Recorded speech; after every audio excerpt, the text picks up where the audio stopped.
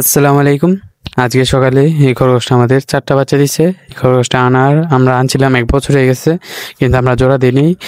এই আজকে আমাদের এটা খরগোশটা 4টা বাচ্চা দিছে অলরেডি, কিন্তু দুঃখজনক যে দুঃখের সাথে বলা হচ্ছে যে আমাদের এই খরগোশটার 2টা বাচ্চা মারা গেছে জন্মের পরেই, এবং 2টা বাচ্চা সুস্থ আছে আলহামদুলিল্লাহ, কিন্তু 2টা বাচ্চা মরে গেছে। অনেক কষ্ট লাগতেছে, কারণ এই প্রথম আমার বাসায় আনার পরে এই খরগোশগুলা 1 বছর পরে আমার বাচ্চা দিল, এবং 1 বছর পরে বাচ্চা দিয়েছে। আজকে সকালে বাচ্চা দিয়েছে, কিন্তু 2টা বাচ্চা হয়েছে। মোটমাট 4টা বাচ্চা দিয়েছে, 2টা বাচ্চা মারা গেছে আর 2টা বাচ্চা সুস্থ আছে। এবং 2টা বাচ্চাকে আমি নিয়ে আইছিলাম মাটি চাপা দিতে।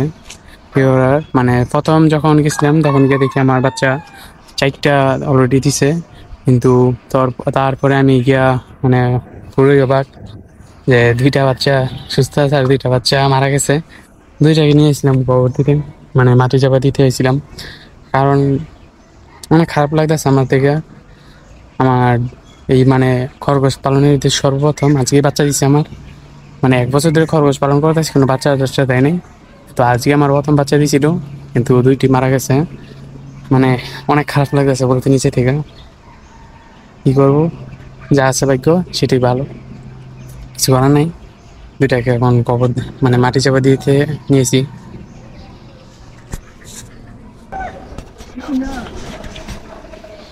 বলতে গেলে আমি যে মুখে বলে বোঝাতে পারবো না যে আমার কতটা ভিতর থেকে ফেটে যেতেছে আর কতটা খারাপ লাগতেছে।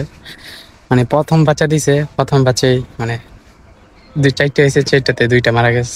মানে নিজে থেকে অনেক খারাপ লাগতেছে, ভিতর অনেক খারাপ লাগতেছে, জীবন ফাইটটা যেতেছে। অনেক কিছু করা নাই, সেটা ভাগ্য ছিল, সেটা হইবই। আফসোস করার তো কিছু নেই। 2টাকে মাটি চাপা দিয়ে মানে যেই 2টা আছে সেটাকে সুস্থ করে রাখতে হবে। আপনি দোয়া করবেন, ইনশাল্লাহ সুস্থ করে রাখবো, এবং দোয়া করবেন।